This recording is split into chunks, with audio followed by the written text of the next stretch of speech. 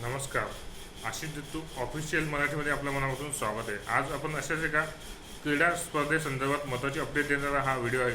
त्यामुळे चॅनलला पहिल्यांदाच आला तर चॅनल लाईक करा, सबस्क्राईब करा, बेल आयकॉन क्लिक करा, जेणेकरून असेच खेळाडूंची माहितीपर व्हिडिओ तुम्हाला आपल्या यूट्यूब चॅनलवरती मिळेल. व्हिडिओचा मुख्य विषय हा आहे की सध्या 2026 ग्लासगो राष्ट्रकुल स्पर्धा सुरुवात झालेली असून भारतीय महिला खेळाडूंनी अद्वितीय कामगिरी करून भारताचा झेंडा जगात फडकवलेला आहे. याची इत्यंभूत माहिती देणारा हा व्हिडिओचा मुख्य विषय आहे. त्यामुळे व्हिडिओ स्किप न करता व्हिडिओ शेवटपर्यंत नक्कीच बघा. चॅनलला पहिल्यांदा आला चॅनल सबस्क्राईब करा.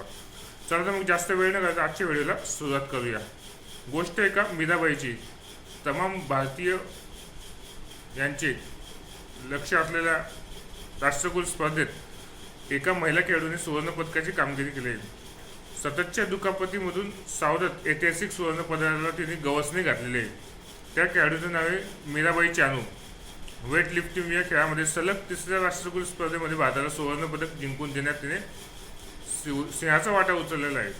यंदाच्या राष्ट्रकुल स्पर्धेत भारताला ऐतिहासिक पहिले सुवर्णपदक जिंकून देणारी पहिली महिला वेटलिफ्टर म्हणून मीराबाई चानू ठरलेली आहे. तिने स्नॅचमधील तिसऱ्या प्रयत्नात 85 किलो वजन उचलले, तर क्लीन अँड जर्कमधील दुसऱ्या प्रयत्नात 105 किलो वजन तिने उचलले. एकूण तिने 190 किलो वजन उचलताच एका नव्या विक्रमासह तिने सुवर्ण पदकावर आपले नाव कोरलेले आहे. याआधी तिने 2018 मध्ये गोल्ड कोस्ट राष्ट्रकुल स्पर्धेमध्ये सुवर्णपदक जिंकलं होतं. 2022च्या बर्मिंगहॅम राष्ट्रकुल स्पर्धेत देखील तिने सुवर्णपदक मिळालं होतं. आणि सध्या चालू असलेल्या 2026च्या ग्लासगो राष्ट्रकुल स्पर्धेत देखील तिने सुवर्णपदकाची कामगिरी करत अशी सलग तीन राष्ट्रकुल स्पर्धेमध्ये सुवर्णपदक जिंकणारी ती पहिली महिला खेळाडू ठरलेली हॅट्रिक तिने केलेली आहे. यशस्वी आंतरराष्ट्रीय प्रवास तिचा नेमका कसा होता ते आता जाणून घेऊयात. 31 वर्षीय मीराबाईने आंतरराष्ट्रीय स्तरावरती आतापर्यंत 9 सुवर्णपदक जिंकलेले आहेत आणि तिचं 15वं पदक हे आतं. म्हणून 9 सुवर्णपदक जिंकले आणि त्यात एकूण तिने 15 पदकं जिंकलेले आहेत. 49 किलो वजनी गटातील तिचे हे 6वे पदक होतं आणि तिसरं सुवर्णपदक ठरलेलं आहे. म्हणजे ती 49 वजनी किलो गटामध्ये ती खेळलेली होती.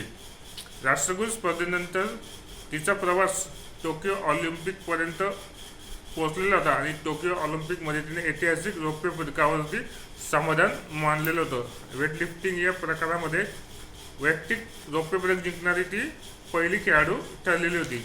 ऑलिम्पिक पदकानंतर तिच्या खेळाच्या प्रवासामध्ये विविध प्रकारचे टप्पे आले. टोकियो ऑलिम्पिक नंतर झालेल्या तिच्या खांद्याच्या दुखापतीमुळे तिच्या कारकिर्दीवर आणि कामगिरीवर मोठा परिणाम झाला. म्हणजेच खेळाडूच्या आयुष्यामध्ये जे घडतं दुखापतींचा सामना, तसा तिला देखील सामना करावा लागला होता. या सततच्या दुखापतीमुळे तिला पॅरिस ऑलिम्पिकमध्ये अपयश आले व परिणामी पदक जिंकण्यात ती अपयशी ठरली होती. 2023च्या आशियाई क्रीडा स्पर्धेनंतर तब्बल 11 महिने ती कोणत्याही स्पर्धेमध्ये सहभागी होऊ शकली नाही. त्यामुळे दुखापतींचा सामना, तसेच आजारपण, खांद्याची दुखापत यामुळे ती 11 महिने खेळापासून दूर राहिली. आता पुढे येणाऱ्या आशियाई क्रीडा स्पर्धेमध्ये पदक जिंकण्याचे तिचे मुख्य ध्येय आहे आणि तिची तशी तयारीसुद्धा चालू आहे. येणाऱ्या आशियाई स्पर्धेमध्ये देखील तिने भारतासाठी सुवर्णपदक जिंकावं हीच क्रीडाप्रेमींची अपेक्षा आहे. कारण राष्ट्रकुल क्रीडा स्पर्धेमध्ये सुरुवात होण्याच्या आधीच भारतीय क्रीडाप्रेमींना वाटत होतं की मीराबाई चानू कोणते ना कोणतं पदक भारताला जिंकून देणार. पण यावर्षी देखील तिने सुवर्णपदक जिंकून ऐतिहासिक कामगिरी केलेली आहे. तमाम भारतीयांच्या अपेक्षांचं ओझं आपल्या खांद्यावर झेलत शेवटी तिने वजन उचलून दाखवलंच. अशा रीतीने आज आपण ऑलिम्पिकमध्ये रौप्य पदक जिंकणारी मीराबाई चानू आता सध्या राष्ट्रकुल 2026च्या स्पर्धेमध्ये तिने सुवर्णपदक जिंकत हॅट्रिक साधलेली आहे. सलग 3 राष्ट्रकुल स्पर्धेमध्ये तिने सुवर्णपदकाची कामगिरी करत ऐतिहासिक कामगिरी केली आहे. याची माहिती देणारा आजचा व्हिडिओचा मुख्य विषय होता. चॅनलला पहिल्यांदा आला असेल तर चॅनल लाईक करा, सबस्क्राईब करा, बेल आयकॉन क्लिक करा, जेणेकरून असेच नवीन अपडेट खेळाडूंनी केलेली माहिती, राष्ट्रकुल क्रीडा स्पर्धेतील खेळाडूंची माहिती तुम्हाला आपल्या यूट्यूब चॅनलवरती मिळेल. धन्यवाद.